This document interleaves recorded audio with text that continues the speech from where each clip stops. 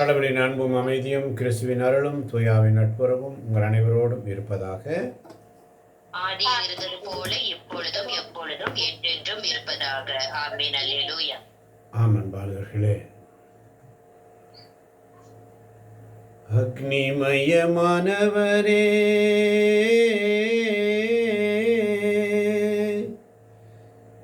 ஜோதிமயமானவரே, அக்னிமயமானவரே, ஜோதிமயமானவரே, சொந்தமாக்க வாரோமையா, என்னை சொந்தமாக்க வாரோமையா, என்னை சொந்தமாக்க வாரோமையா. இந்த நாளின் சிந்தனைக்கு தூய ஆவியானவரை எப்படி சொந்தமாக்கிக் கொள்வது, எப்படி தூய ஆவியானவரை நண்பராக்குவது. அல்லேலூயா. ஆமென். அல்லேலூயா. வாசிக்கலாம். திருத்துதர் பணிகள் 1ஆம் அதிகாரம் 8ஆம் வசனம்.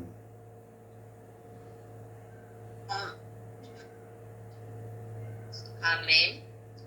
ஆனால் தூய ஆவி உங்களிடம் வரும்போது நீங்கள் கடவுளது வல்லமையை பெற்று எருசலேமிலும் யூதேயா சமேரியா முழுவதிலும் உங்கள் கடை எல்லை வரைக்கும் எனக்கு சாட்சிகளாய் இருப்பீர்கள் என்றார். ஆமென்.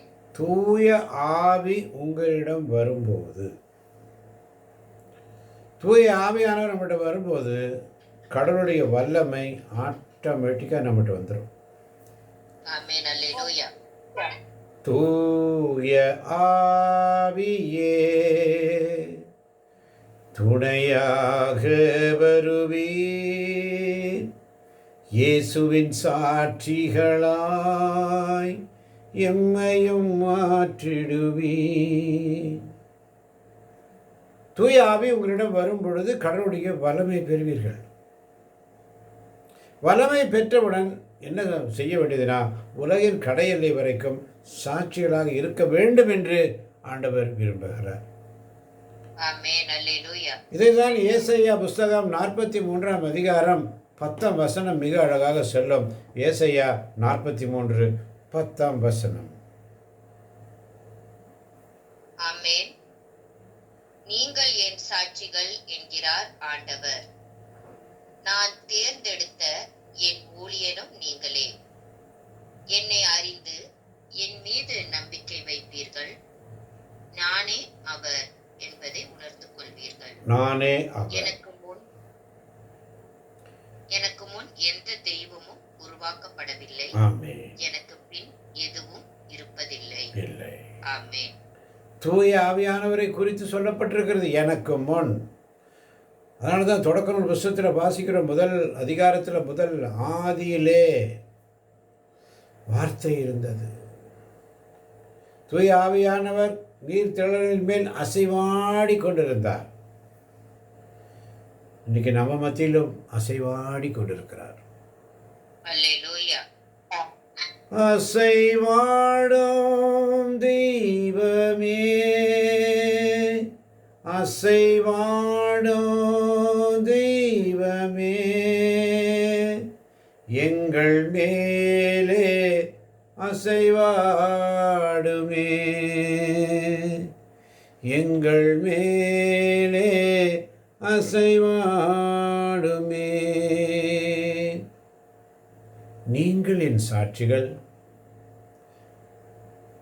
ஆண்டவராக இயேசு கிறிஸ்து உயிர் திடத்துக்கு எழுந்த பிற்பாடு 40 நாட்கள் இந்த உலகத்தில் ஒவ்வொருவருக்கும் தரிசனம் கொடுத்து அற்புதங்களை செய்து அனைவரை ஒருமனப்படுத்தி சீடர்களை உற்சாகப்படுத்தி அநேகருக்கு காட்சியளித்து அவர் விண்ணகம் சென்றார்.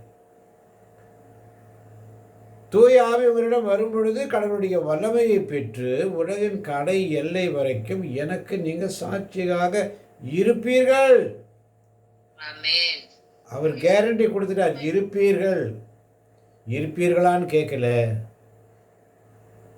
இருப்பீங்களான்னு கேட்கல, இருப்பீங்களான்னு கேட்கல. ஆனால் ஒரே வார்த்தை சொல்கிறார், நீங்கள் இருக்கணும், இருப்பீர்கள். அவர் விசுவசிக்கிறார். அவர் அப்படியே விசுவசிக்கிறாரு. கண்மூடித்தனமா நம்ம மேலே விசுவசிக்கிறார். அவ்வாறு என்று சொன்ன பின் அவர்கள் கண் முன்னாகவே மேலே எடுத்துக்கொள்ளப்பட்டார் என்று வேதத்திலே வாசிக்கிறோம். இதைதான் இறைவாக்கின ஏசாயா மூலமாக, நீங்களே என் சாட்சிகள், நான் தேர்ந்தெடுத்த ஊழியனும் நீங்களே, என்னை அறிந்து என் மீது நம்பிக்கை வைப்பீர்கள். நானே அவர். அந்த அவர் இடத்துல தூய் ஆவியானவர் போட்டுக்கோங்க. நானே அவர் என்பதை உணர்ந்து கொள்வீர்கள். அதனால தான் ஏசாயா 42:1 மிக அழகாக சொல்லும், இதோ என் ஊழியர், அவருக்கு நான் ஆதரவளிக்கிறேன், நான் தேர்ந்து கொண்டவர் அவர், அவரால் என் நெஞ்சம் பூரிப்படைகிறது, அவருள் என் ஆவி தங்கும்படி செய்வேன் என்ற வாக்குத்தத்தம். அவருள் என் ஆவி தங்கும்படி செய்வார்.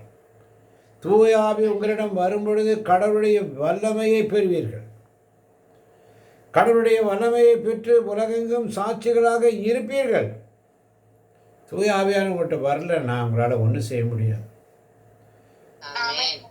தூய ஆவியானவர் உங்களுக்கு அறிவுறுத்தினா மட்டும்தான் நீங்கள் ஜெபிப்பீங்க, அறிவுறுத்தினா மட்டும்தான் பாடுவீங்க, அறிவுறுத்தினா மட்டும்தான் இறைவார்த்தையை வாசிப்பீங்க, அறிவுறுத்தினா மட்டும்தான் அவர் உன்னை தூண்டுதல் கொடுத்தா மட்டும்தான் உன்னால் எந்த ஒரு ஜெப வழிபாடையும் ஒழுங்காக செய்ய முடியும். அவர் இல்லாமல் செய்ய முடியாது. அதனால தான் சொல்கிறார் ஏசாயா 42:1, இதோ என் ஊழியர், அவருக்கு நான் தேர்ந்து கொண்டவர் அவர், அவரால் என் நெஞ்சம் அவருள் என் ஆவி தங்கும்படி ஆமன் பார்த்தவர்களே. எனவே தூய ஆவியானவரை நண்பனாக அடைந்திட தூய ஆவியானவர்கிட்ட தான் கேட்கணும். ஆவியானவரே, தூய ஆவியே, அன்பினாவியே, துணையாளரே, தேற்றும் தெய்வமே, ஊற்று தண்ணீரே, உள்ளம் ஏங்குதையா, வரவேண்டும் வல்லவரே, நல்லவரே. அதனால தான் திருத்துதர் பணிகள் 1ஆம் அதிகாரம் 14ஆம் வசனத்தில் மிக அழகாக தாய் மரியாள் சீடர்களை ஒன்று சேர்ப்பார்கள். வாசிக்க கேட்போம். திருத்துதர் பணிகள் 1:14. அவர்கள் அனைவரும் சில பெண்களோடும் இயேசுவின் சகோதரர்களோடும் அவருடைய தாய் மரியாவோடும் இணைந்து ஒரே மனதோடு இறைவனிடம் வேண்டிக் கொண்டிருந்தார்கள். ஆமென். ஆமென். தாய் மரியாவோடு. அதனால தான் இயேசுவை சந்திக்க வந்த பொழுது, யார் என் தாய், யார் என் சகோதரர்கள் என்று கேட்டார். இப்போ மாதா என்ன பண்ணுறாங்க? அந்த வார்த்தையை மனசில் இருத்தியவர்களாய் இயேசுவை விட்டுட்டு எல்லாரும் போயிட்டாங்க. பாடுகள் வந்து நம்மளையும் கொன்றுவாங்களோன்னு சீடர்களாக ஒளிஞ்சு ரூமை சாத்திக்கிட்டாங்க. நாங்கள் மறுபடியும் மீன் பிடிக்க போகிறோம், எங்களுக்கு நிறையா வேலை இருக்குது. ஒருத்தர் பேர் ஒருத்தராக நானும் வரேன்னு போகிறாங்க. இங்கே அன்னை மரியாள் அவங்களெல்லாம் ஒன்று சேர்க்குறாங்க. இயேசு சொன்ன வார்த்தை, யார் என் தாய், யார் என் சகோதரர் என்ற வார்த்தை அன்னை மரியாள் உள்ளத்திலே பதிந்தது. அந்த விதை விதைக்கப்பட்டது. இயேசு இல்லாத போது, இயேசு உயிர் தெழுந்த போது, இயேசுக்கு பிற்பாடு இந்த உலகத்தில் நீங்கள் அனைவரும் எனக்கு சாட்சிகளாக இருப்பீர்கள் என்ற ஒரு உத்தரவாதத்தை கொடுத்த இயேசுவுக்கு முன்னால் தாய் மரியாள் தன்னுடைய சீடர்களை எல்லாரும் ஒருமனப்படுத்தி ஜெபிக்கிறார்கள். ஒருமனப்படுத்தி ஜெபிக்கிறார்கள் என்று சொன்னால் இயேசுடைய கம்ப்ளீட் ஹிஸ்டரி, அந்த அம்மா பட்ட கஷ்டத்திலிருந்து, தாய் வயிற்றிலிருந்து கல்லறை வரை உள்ள அனைத்து காரியங்களையும் அவர்களுக்கு சொல்லியிருப்பார்கள். ஒவ்வொரு நாளும் அவர்கள் ஜெபித்திருப்பார்கள். ஒவ்வொரு நாளும் சபையோடு சேர்ந்து மேலே மாடியில் கூடாரத்தில் ஜெபிச்சாங்க. ஊக்குவிக்கும் பண்புடைய அன்னை மரியாள். அந்த வார்த்தை அன்னை மரியாள் இதயத்தில் இருந்தது. விண்ணக தந்தையின் திருவுளத்தை நிறைவேற்றுபவரே என் சகோதரனும் சகோதரியும் தாயுமாவார் என்ற இயேசுவின் வார்த்தைகளை அன்னை மரியாள் அங்கே நிறைவேற்றுகிறார்கள். அனைவரையும் ஊக்குவிக்கிறார்கள். அப்படி இருக்கும் பொழுதுதான் அந்த பெந்தகோஸ் என்னும் நாள் வந்தபோது சீடர்கள் மேல் எல்லார் மேலேயும் பரிசுத்த ஆவியானவர் இறங்கி வருவதற்கு தாய் மரியாள் ஒரு ஊன்றுகோலாக இருந்தார்கள். ஒரு பரிந்துரையாளராக இருந்தார்கள். ஒரு ஊக்கமூட்டுவர்களாக இருந்தார்கள். அனைவருக்கும் பயிற்சி அளிக்கின்ற ஒரு பயிற்சியாளராக இருந்தார்கள். போதகர்களுக்கெல்லாம் போதகராக இருந்தார்கள். தன்னுடைய வாழ்க்கையில் பட்ட அத்தனை கருவறையிலிருந்து கல்லறை வரை இயேசுக்கு நடந்த ஒவ்வொரு நிகழ்ச்சிகளை எடுத்து சொல்லியிருப்பார்கள். சொல்லும் பொழுது அவர்கள் உள்ளம் பற்றி எரிந்திருக்கும். தூய் ஆவியினால் அவர்கள் ஆட்கொள்ளப்பட்டார்கள். பெந்தகோஸ் என்னும் நாள் வந்த பொழுது 50வது நாள், அந்த பெந்தகோஸ் என்னும் நாள் வந்த பொழுது அங்கே தூய் ஆவியினால் ஆட்கொள்ளப்பட வேண்டும். அத்தனை நாட்கள் அவர்கள் ஒவ்வொரு நாளும் ஒருமனப்பட்டு ஜெபித்திருப்பார்கள். ஒருமனப்பட்டு அவர்கள் ஜெபித்திருப்பார்கள். இந்த ஒருமனப்பட்டு ஜெபம் தான் பரிந்துரை ஜெபம். ஒருமனப்பட்டு அனைவரும் கைகோர்த்து அந்த ஒருமனப்பட்டு ஜெபிக்கும் பொழுது அநேக அற்புதங்களை கண்டார்கள். ஒவ்வொருவரும் தங்களுடைய மொழியிலே பேசினார்கள். அவர்கள் பேசிய மொழி அங்கே வந்திருந்த உலகத்திலிருந்த அத்தனை மக்களும் அவரவர்கள் மொழியிலே அந்த வார்த்தைகளை புரிந்து கொண்டார்கள், உணர்ந்து கொண்டார்கள். அது தூய ஆவியானுடைய வல்லமையினால் மாத்திரம் நடக்கும். தூய ஆவியின் வல்லமையினால். தூய ஆவியே, அன்பினாவியே, துணையாளரே, தேற்றும் தெய்வமே, ஊற்று தண்ணீரே, உள்ளம் ஏங்குதையா, வர வேண்டும் வல்லவரே, நல்லவரே. அப்போ நாம் செய்ய வேண்டியது என்ன? யூதா எழுதிய திருமுகத்திலே 1 முதல் 19 வரை உள்ள வசனங்களை எல்லாரும் படித்தோம். ஒவ்வொரு காரியங்களையும் படித்தோம். இங்கே 20ஆம் வசனம் தான் நம்ம என்ன செய்யணுங்கிற நமக்கு உண்டான இறை செய்தி அங்கே கொடுக்கப்பட்டிருக்கிறது. அன்பானவர்களே, தூய்மை மிகு விசுவாசத்தை அடிப்படையாக கொண்டு உங்கள் வாழ்வை கட்டி எழுப்புங்கள். ஆமென். முதலாவது காரியம், தூய்மை மிகு விசுவாசத்தை அடிப்படையாக கொண்டு. தூய்மை மிகு விசுவாசத்தை அடிப்படையாக கொண்டு இயேசு என் நம்பிக்கையாம், இந்த பூமியும் சொந்தமல்ல. இயேசு என் நம்பிக்கையாம், இந்த பூமியும் சொந்தமல்ல. பரிசுத்த சிந்தையுடன்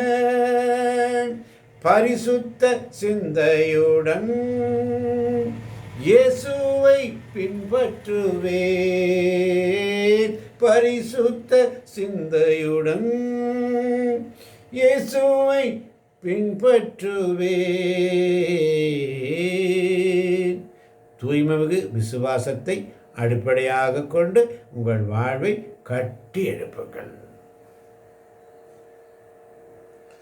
தூய்மை மிகு விசுவாசத்தை கொண்டு உங்கள் வாழ்வை கட்டி எழுப்புங்கள். அன்றைய வார்த்தை பாருங்க எப்படி இருக்கு அன்பார்ந்தவர்களே. அப்போ என்ன செய்யணும்? தூய ஆவியின் துணை கொண்டு இறை வேண்டுதல் செய்யுங்கள். தூய ஆவியின் துணை கொண்டு இறை வேண்டல் செய்ய வேண்டும். நம்பர் 1. ஆமென். அல்லேலூயா. இரண்டாவது, அறிவோடு இறைவேண்டல் செய்யணும். அறிவோடு இறைவேண்டல் செய்யணும். மூன்றாவது, தூய ஆவியினால் ஆட்கொள்ளப்பட்டு திருப்பாடல்களை பாடணும். அறிவோடு திருப்பாடல்கள் பாடணும். நாம் நன்றி செலுத்தி மன்றாடும் பொழுது பிறருடைய வளர்ச்சிக்கு அது உதவ வேண்டும். ஆமென். அல்லேலூயா. சிந்திப்பதில் முதிர்ச்சி அடைந்தவர்களாய் இருக்க வேண்டும். ஆமென். தீங்கு செய்வதில் குழந்தைகளைப் போல இருக்க வேண்டும். ஆமென். நேரிய உள்ளத்தோடு மிக உறுதியான நம்பிக்கை வேண்டும். ஆமென். அதனால தான் நம்பிக்கை கொள்ளாத தீய உள்ளம் வாழும் கடவுளை விட்டு விலகும். ஆமென். நம்பிக்கை கொள்ளாத தீய உள்ளங்கள், விசுவாசமில்லாத தீய உள்ளங்கள், நான் தான் பெரியவன், நான் தான் எல்லாம், நான் தான் நான் தான் நான் தான் நான் தான். அதனால தான் எபிரேயர் 10:22 அழகாக சொல்லும். எபிரேயர் 10:22.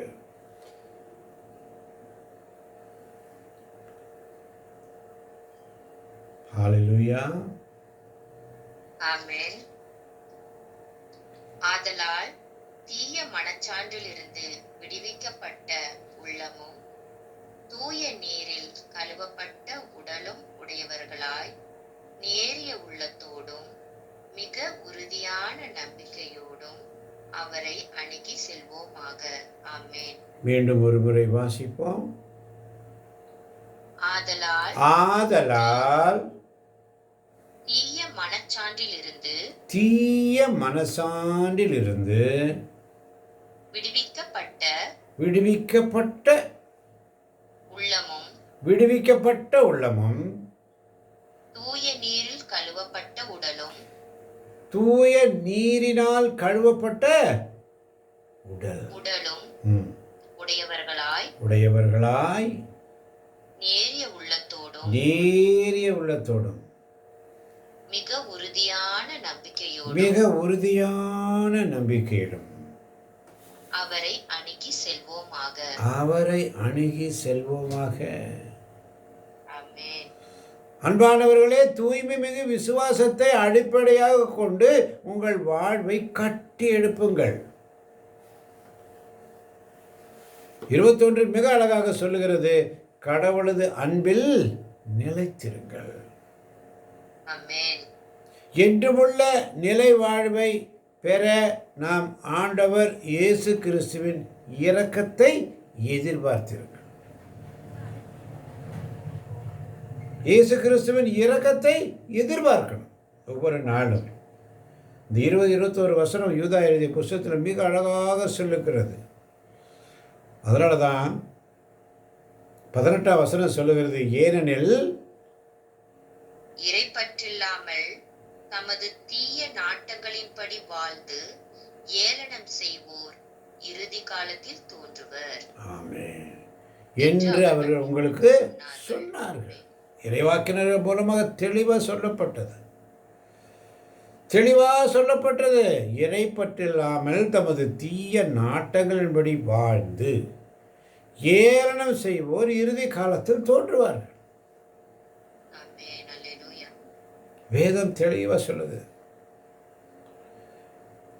அதே 14-15 வாசிக்கிறோம், இறைப்பற்றில்லாதவர்கள் செய்த அனைத்து தீச்செயல்களுக்காகவும் இறைப்பற்றில்லாத பாவிகள் பேசிய அனைத்து கடுஞ்சொற்களாலும் தண்டனை வழங்குவார் என்று முன்னுரைத்துள்ளார்கள். இறைப்பற்றில்லாதவர்கள் செய்த அனைத்து தீச்செயலுக்காகவும் இறைப்பற்றில்லாத பாவிகள் பேசிய அனைத்து கடும் சொற்களுக்காகவும் தண்டனை வழங்குவார் என்று முன்னுரைத்துள்ளார். 16 வசனம் அழகா சொல்லுது, இவர்கள் எப்போதும் முணுமுணுப்பவர்கள், எப்போதும் முணுமுணுத்துட்டு தான் இருப்பாங்க, வாக்குவாதம் பண்ணிட்டு தான் இருப்பாங்க. முதல்ல முணுமுணுப்பாங்க, முணுமுணுக்கிறவர்கள், குறை கூறுபவர்கள், தங்கள் தீய நாட்டுகளின்படி வாழ்பவர்கள், வரம்பு மீறி பெருமை பேசுபவர்கள், தங்கள் நலனுக்காக பிறரை போலியாக புகழ்பவர்கள், தங்களுடைய சுயநலத்துக்காக போலியாக புகழ்வார்கள். ஏமாந்து போக வேண்டாம், அல்லேலூயா. ஏமாந்து போக வேண்டாம். அதனால தான் 22ஆம் வசனத்தில் சொல்லப்படுகிறது, நம்ப தயங்குவோருக்கு இரக்கம் காட்டுங்கள். நம்ப தயங்குறவங்களுக்கு, விசுவாசத்தில் நம்பிக்கை இல்லாத இருக்காங்க பற்றிய சில பேர். இந்த வார்த்தை இந்துக்கள்லாம் பாருங்க, உடனே விசுவசிப்பாங்க. நம்ப தயங்குவோருக்கு இரக்கம் காட்டுங்கள். நம்பர் 1. வேறு சிலரை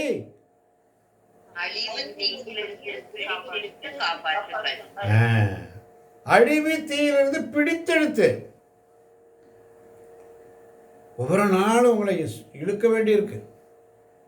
கடிவாளம் பூட்டி வாரினால் இழுத்தால் வரைய வராத குதிரை போன்றோ கோவேரி கழுதை போன்றோ சோம்பேறியாயிராதே, அறிவிலியாயிராதே.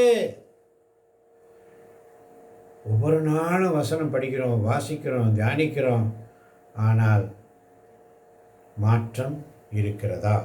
சிந்திப்போம். அழிவு தீயிலிருந்து பிடித்தெடுத்து காப்பாற்றும்படி சொல்றார்.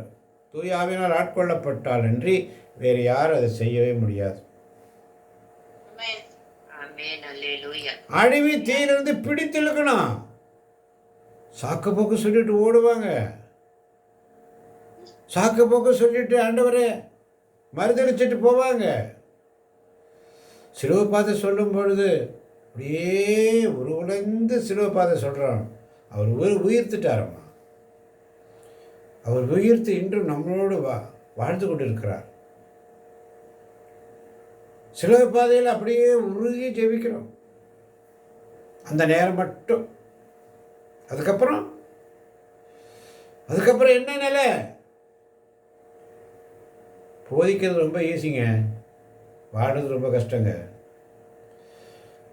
எல்லாராலும் போதிக்க முடியாதுங்க. தூய ஆவியினால் ஆட்கொள்ளப்பட்டவர் அன்றி யாராலும் எதையும் செய்ய முடியாது. அவர் வார்த்தையை கொடுக்கணும். வார்த்தையை வாயில் வச்சா மட்டும்தான் அவனால் பேச, இல்லாட்டி அப்படியே போயிடும். இந்த ஃப்ளோ வராது, ஜபம் வராது, சுதி வராது. அதனால தான் சிலரை அழிவு தீயிலிருந்து பிடித்தெடுத்து காப்பாற்றுங்கள், மற்றும் சிலருக்கு இரக்கம் காட்டும் போதே எல்லாரையும் நம்பிராத, எல்லாரையும் நம்பிராத. நீ வாழ்றது நீ எல்லாம் உன்னுடைய அனுபவத்தை வச்சு தான் நீ வாழணும். அல்லேலூயா. இவங்க எனக்கு செய்வாங்க, அவங்க எனக்கு ஃபேவராக இருப்பாங்க, அவங்க எனக்கு பண்ணுவாங்க, அவங்கக்கிட்ட ஆலோசனையும் எந்த ஆலோசனையும் நம்மளை இகழ்ந்து பேசுவார்கள். முன்னால் வேதனையால் உள்ள காரியத்தை கேட்பாங்க, பின்னாடி அவளுக்கு கஷ்டம் வரட்டும், அவனுக்கு கஷ்டம் வரட்டும் என்று மகிழ்ச்சி அடைவார்கள். யாரையும் நம்பராத, அவர் மாத்திரம் நம்ப, அவரை மாத்திரம் நம்பு. நீ எந்தவருடைய ஆலோசனை இல்லாமல் அவருடைய ஆலோசனைப்படி நட. உன்னுடைய ஒவ்வொரு வாழ்க்கையின் அனுபவங்களை சீர்தூக்கிப்பார். நேற்று என்னுடைய அனுபவம் எப்படி இருந்து, என்னுடைய அந்த அனுபவத்தை சீர்தூக்கிப்பாரு. நாளைக்குள்ள பயிற்சி ஆண்டவர் முதலே கொடுத்துட்டார். அல்லேலூயா. பயிற்சி ஆண்டவர் முதல்ல கொடுத்துட்றாரு. நாளைக்குள்ள விஷயத்தை இன்றைக்கே உனக்கு எல்லாம் அனுபவமாக கொடுக்குறாரு.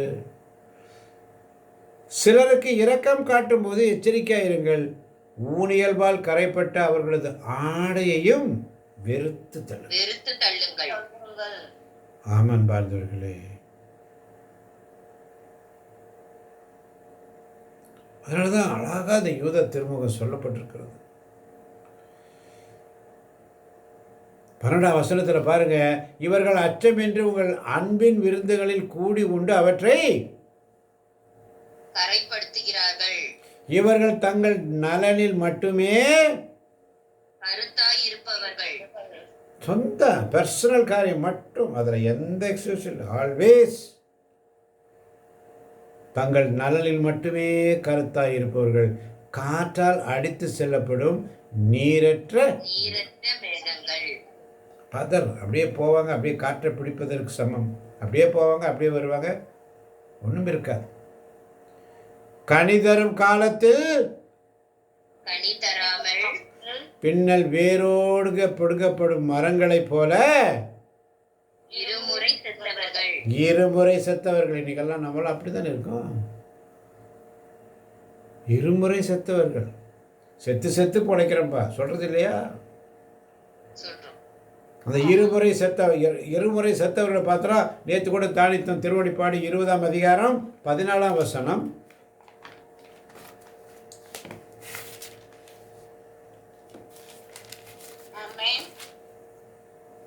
சாவும் பாதாளமும் நெருப்பு ஏரியில் எரியப்பட்டன. இந்த நெருப்பு ஏரியே இரண்டாம் சாவு.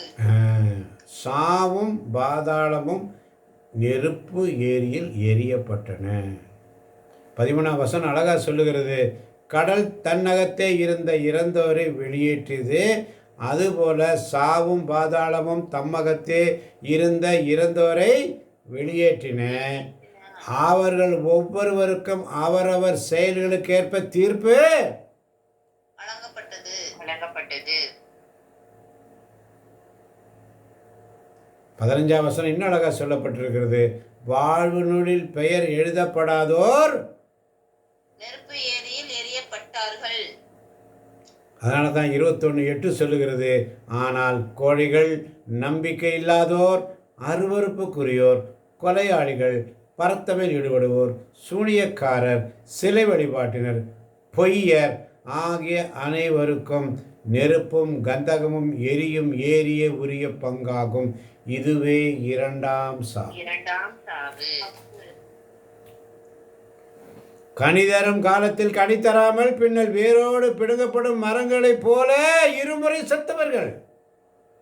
நீ கனி தர வேண்டிய நேரத்தில் நீ கனி தராம சௌக்கியத்தை கொடுத்தார், ஆசீர்வாதங்களை கொடுத்தார், எல்லாத்தையும் கொடுத்தார். ஒரு தடவை ஐசியூக்கு போயிட்டு வந்தால் ஒரு தடவை செத்த மாதிரி தானே. இன்டென்சிவ் கேர் யூனிட், ஐசியூ, ஆண்டவரை பார்க்குற இடம். நாங்கள் ஆண்டவர் தான் பார்க்க முடியாங்க, வேறு எதுவுமே தோணாது. யார் வந்தாலும் கையை பிடிச்சிக்கணும். ஐயோ என் பிள்ளையை காப்பாற்று, ஐயோ என் காப்பாற்று. யாரை பார்த்தாலும் கடலாக தெரியும். ஐசியூலேருந்து ரிலாக்ஸ் ஆகி வெளியே வந்த பிற்பாடு எல்லாம் மறந்து, எல்லாத்தையும் மறந்து, இறை பற்றி இல்லாமல் தமது தீய நாட்டங்களின்படி வாழ்ந்து ஏளனம் செய்வார். நான் என்ன நல்லா தானே இருக்கேன், எனக்கு எல்லாம் ஆண்டவர் கொடுத்துருக்கார். என் தேவன், என் இயேசு, என் ஆண்டவர், இரக்கம் எல்லாம் கொடுக்குறவர். ஆனால் நீ அவருக்கு கனிதரர் பிள்ளையா இருக்கிறியா? கனிதரியா? கனி தரக்கூடிய பிள்ளையா இருக்கிறியா நீ? இல்லையே. தீய நாட்டங்களின்படி வாழ்ந்து ஏளனம் செய்வோர் இறுதி காலத்தில் தோன்றுவர். தெளிவர். நான் ஒன்றும் செய்யலை, ஜபிக்கவும் இல்லை, ஒன்றும் பண்ணல, நான் நல்லா தானே இருக்கேன், எனக்கு எந்த ஒரு பிரச்சனை இல்லையே, நான் நல்லா தானே இருக்கேன். அவன் ஜபிச்சுட்டே இருக்கிறான், அவனுக்கு தான் பிரச்சனை. அப்படின்னா என்ன அர்த்தம்? ஆனால் வாழ்வு நூலில் எழுதப்பட்ட பெயர்கள், வாழ்வு நூலில் எழுதப்பட்ட பெயர்கள் ஆண்டவருடைய அரியணையில் வலது பக்கத்தில் கொண்டு போயிடுவார். எழுதப்படாத பெயர்கள் நெருப்பெரியில் எரியப்பட்டார்கள். ஆமான் பார்த்தவர்களே, அதனால தான் திருவெளிப்பாடு 21:6 சொல்லுகிறது, பின்னர் அவர் என்னிடம் கூறியது, எல்லாம் நிறைவேறிவிட்டது. அகரமும் நகரமும் நானே, தொடக்கமும் முடிவும் நானே. தாகமாயிருப்போருக்கு வாழ்வளிக்கும் நீரூற்றிலிருந்து நான் இலவசமாய் குடிக்க கொடுப்பேன். ஆமே, வாழ்வு தரும் நீரூற்றிலிருந்து நான் இலவசமாய் கொடுப்பேன். நான் கொடுக்கும் தண்ணீரோ என்றுமே தாகம் எடுக்காது. அதனால தான் 7ஆம் வசனம் வெளிப்பாடு 21:7 சொல்கிறது, வெற்றி பெறுவோர் இவற்றை உரிமை பேராக பெறுவர். நான் அவர்களுக்கு கடவுளாய் இருப்பேன், அவர்கள் எனக்கு மக்களாய் இருப்பார்கள் என்ற சிந்தனையோடு மாலை பொழுதினிலே ஆண்டவர் நமக்கு கொடுத்த வார்த்தையின்படி அன்னை மரியாள் அவர் சொல்வதையெல்லாம் செய்யுங்கள் என்று சொன்னார்கள், செய்து காட்டினார்கள். யாரின் தாய், யாரின் சகோதரி என்று சொன்னார்கள். பிரிந்து போன அனைத்து சகோதர சகோதரிகளையும் ஒருங்கிணைத்து ஒருமனப்பட்டு ஜெபிக்க வைத்தார்கள். தூயாவின் துணை கொண்டு இறைவேண்டல் செய்தார்கள். தூயாவின் வல்லமையை பெற்றார்கள். அநேக அற்புதங்களையும் அதிசயங்களையும் செய்தார்கள். எனவே அன்பார்ந்தவர்களே, ஒவ்வொரு நாள் அவனுடைய சமூகத்தில் உண்மையோடும் நேர்மையோடும் அவருக்கு ஊழியம் செய்வோம். அதனால தான் விடுதலை பயணம் 20ஆம் அதிகாரம் 21, 22 மிக அழகாக சொல்லுகிறது. விடுதலை பயணம் 20, 21, 22. ஆமென். மக்கள் தொலையில் நின்று கொண்டிருக்க மோசே கடவுள் இருந்த காரிருளை அணுகினார். ஆண்டவர் மோசேயை நோக்கி பின்வருமாறு உரைத்தார், இவ்வாறு நீ இஸ்ரேல் மக்களிடம் சொல், நான் வானத்திலிருந்து உங்களோடு பேசினேன் என்பதை நீங்கள் கண்டீர்கள். ஆமென். ஆமென். வானத்திலிருந்து உங்களோடு பேசினீர்கள் என்பதை நீங்கள் கண்டீர்கள்.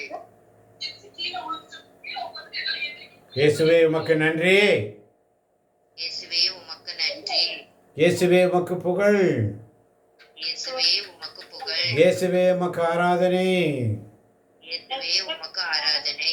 ஹல்லேலூயா. அல்லேலூயா. ஆண்டவர் தருகின்ற வார்த்தை என்பார்களே, வழியில் உன்னை பாதுகாக்கவும், நான் ஏற்பாடு செய்துள்ள இடத்தில் உன்னை கொண்டு சேர்க்கவும், இதோ நான் உனக்கு முன் ஒரு தூதரை அனுப்புகிறேன். அவர் முன் எச்சரிக்கையாய் இரு, அவர் முன் அவர் சொற்கேட்டு நட, அவரை எதிர்ப்பவனாய் இராதே, உன் குற்றங்களை அவர் பொறுத்து கொள்ளார், ஏனெனில் என் பெயர் அவரில் உள்ளது. தூய் ஆவியானவர் சொல்லும் வார்த்தை. தூய் ஆவியினால் ஆட்கொள்ளப்பட வேண்டும். துணிவு பெற மன்றாடுவோம். பேதுருவை போல இறை வார்த்தையை எடுத்துக்கூட அருள் வேண்டி ஜெபிப்போம். தூய் ஆவியானவரை எதிர்காத்தீர்கள் என்று சொன்னார். ஆண்டவர் கூறுவது, விண்ணகம் என் அரியணை, மண்ணகம் என் கால்மனை. அவருடைய சமூகத்தில், அவருடைய பிரசன்னத்தில் உண்மையாக நேர்மையாக இரு. இல்லாட்டி அழிந்து போவாய். வாழ்வு நூலில் பெயர் எழுதப்படாதோர் நெருப்பு ஏரியில் எரியப்பட்டார்கள். சாவும் பாதாளமும் நெருப்பு ஏரியில் எரியப்பட்டன. இந்த நெருப்பு ஏரியே 2ஆம் சாவு என்பதை உணர்ந்து கொண்டு அவனுடைய வார்த்தைக்கு கீழ்ப்படிவோம். ஆண்டவரை நிறைவாக ஆசீர்வதிப்பாராக. ஆமேன், ஆமேன், ஆமேன்.